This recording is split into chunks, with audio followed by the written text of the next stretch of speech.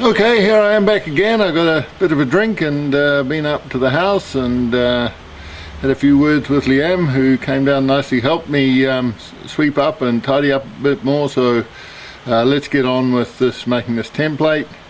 Hopefully the camera's in the right place and you'll be able to hear everything I say. But I happen to think that I'm actually free. And if I don't want to do this, I don't have to do this. It's not something I have to do. It's something that I enjoy doing, and it's the sort of thing that maybe some of you who live out of the city in New Zealand, this is what you do on a Saturday. So for me, I can do this every day, and that makes me feel pretty good about my life, because I had a great corporate career, but in the end I didn't feel that I was getting a particularly good use of the time that I had left by going in and beating up people about whether or not they could do their sales numbers. Anyway, I enjoyed that life, and now I've moved on and I enjoy this life and being free to do what I want and not being told what to do very much, although I have been told what to do once or twice from my darling wife, Liam Tong, who's already told me what to do 2 or 3 times today. So anyway, let's mark this up and make sure that it's all square before we cut it out. I've learned that the best way to do that is to make little V marks on the material rather than and draw lines with your ruler. You might see that now I've got a cold drink and I'm carrying a towel because the temperature is going up quickly, and soon my body will say it's too hot, couldn't Paul, time to do something else, better find a place that's going to be much cooler. This is a great little device here. This is the Swanson Speed Square. You can do all sorts of things with that. I bought mine on the internet, but now I see you can buy all sorts of various types and in different shops. They're not the Swanson, they're the Chinese Swanson Speed Square, made out of aluminium, come from the US, and has the Swanson Tools logo on it, or stamp embossed into it. I'm not find an angle and put an angle on any piece of steel quite quickly. So this is just a bit of sheet metal. We call this balloon scope. It's a balloon scope. It's an aluminium. It's a zinc and aluminium, or zinc aluminum, or aluminum, zinc aluminum sheet metal. And the good thing about it is that it never ever rusts. Let's just check that. That's 17.2, and that's 17.1 and a half, so it has to come down a bit. This line is not quite right, so we go down to here, so that at least we can pretend that we're looking to get things square. And this side here, we just square that up. So just to check that it's square, we go to the 2 corners and make sure that we've got the same measurement from corner to corner. 34.5 cent. Now I've changed from using millimeters to centimeters because the local size, and that's 34.5 cents. So this piece can be this piece is reasonably sure that it's square, but I'm cutting on the outer line. I think it's normally quite a good idea to mark up the whole piece before you start cutting. So let's just mark in the other bits. This should be 5 cent, 7 cent, 5 cent. Okay, so we can put those marks on each side. I think we've got that all marked up now. I don't know whether you can see that all marked up in Sharpie. And time to find a pair of tin snips and see if we can get round there. I've got two good pairs. I have this pair of Stanley Fat Max, which are not too rusty yet, and I have this cheap Chinese copy, which are a little bit rustier and they're really good. And just in case I need some power, I've got the super leveraged aviation snips here, which I've rebuilt a number of times, which are fairly high powered. And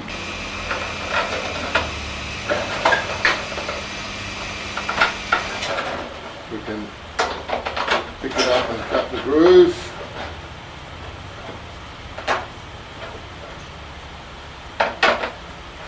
Not very accurate yet. I'll get better. I have a bit of trimming to do there already, and I now come in off the side, and hopefully I can just zip down here without having to get too physical with the whole thing.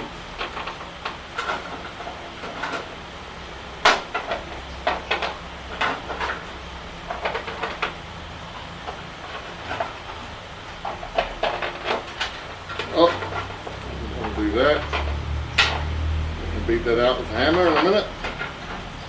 A little kink.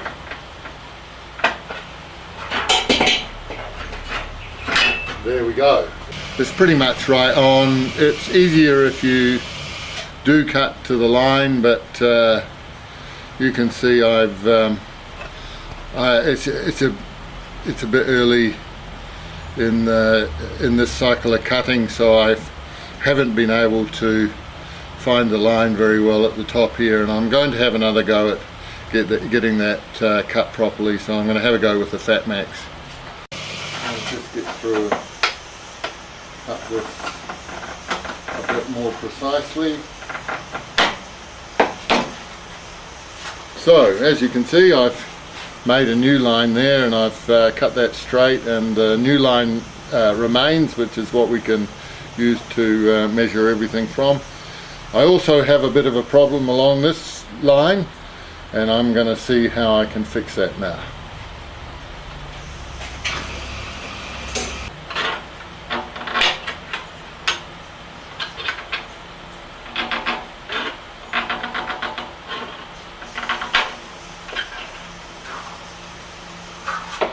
Okay, that looks good.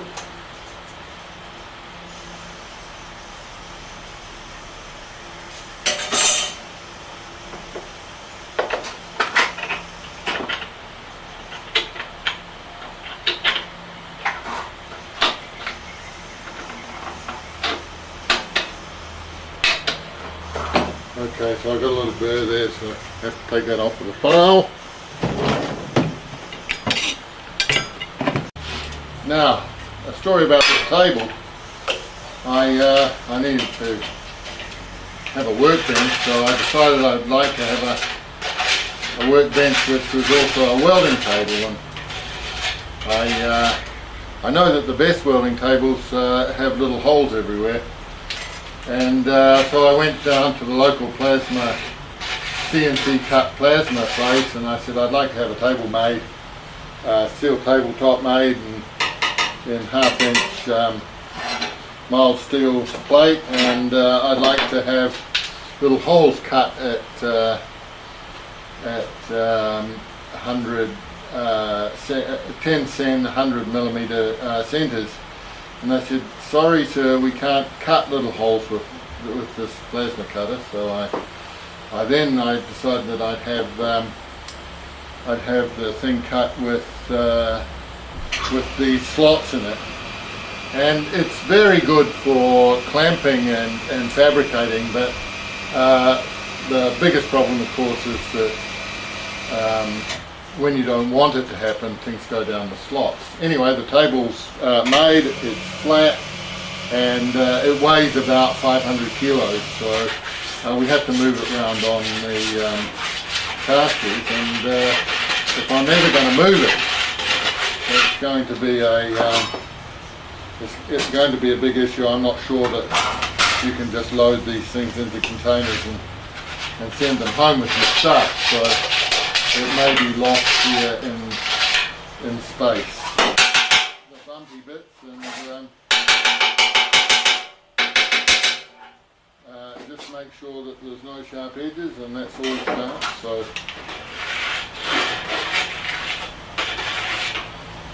but it's the table's quite handy if you have to do something like this, because you can use the slot to file through. So would I make the table the same way again, or the tabletop the same way again? I don't think so, because it's very annoying if something heavy drops right through onto the ground. Anyway, there's nobody around to tell me what to do, so I just make it the way I want it, and if it's no good, I don't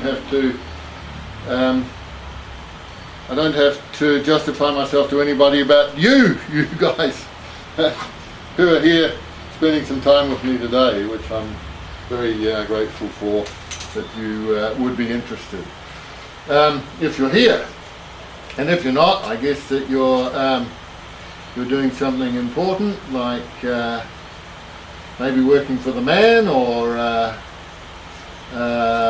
you know, taking your kids somewhere. But working for the man and taking my kids somewhere is long since passed for me, and I'm very grateful for the freedom I have to spend some time pottering around out here in my in what we call in the Western world a shed, and what they call here in Thailand they call the godang. And I guess that godang thing, that godang description is about you know, go down to your godang and play with your man things. That's the only thing I can think of why they call it a godang, or why the women call it a godang. Okay, so the next thing we're going to do in our day is cut the slots in here so that we can, and I'm not sure how this is going to go. This could go badly, because I have to cut a slot and then I have to cut a way in there so that the knife can go down the way. So it's two cuts for each slot, hopefully only two. I'm a corporate guy, and we have all the corporate things, and maybe tomorrow I can even take my corporate car for a run down the highway and enjoy my lifestyle.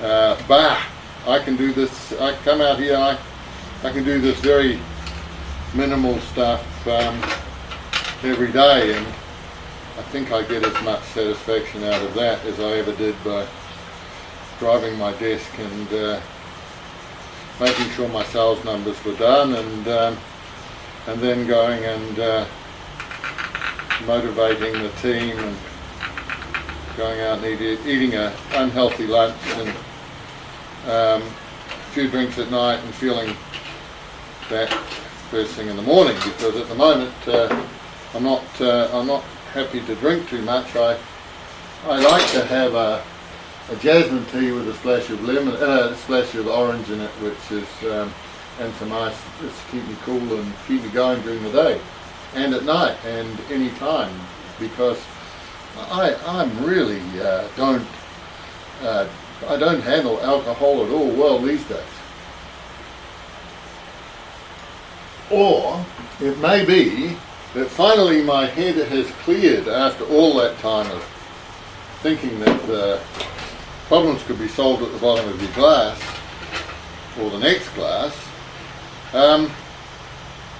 or you know, by having a glass with a friend or whatever, and finding that really after you stop drinking for great big long periods of time, that the problems are less, and the head is clear. And the head is clear is a remarkable gift. So anyway, this is not being no judgment at all there, but just pointing out the obvious that if you drink, you will be suffering the next day. And now I find that if I drink even a small amount, that I have a considerable suffering the next day, because I'm sure that my old body is not able to metabolize the alcohol as well as it used to.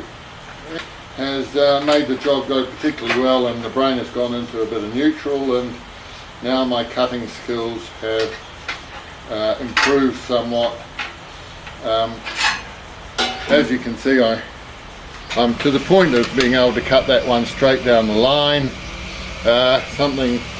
And my hand is steady, and I'm not shaking, and I'm enjoying the chat with you guys today, or you today, or just the soliloquy if I'm here on my own, and to enjoy the freedoms that I have in my little lifestyle. So here's the template. I'm going to tidy that up a little bit, but essentially I think it's going to be usable. Let's have a look, see if the knife slots down. Yeah, I think that needs to be a bit more free, but the theory is we just go around the template. Yeah, we need to cut a bit more out of those slots, so I'll do that. No need for you to stand and watch me do that. So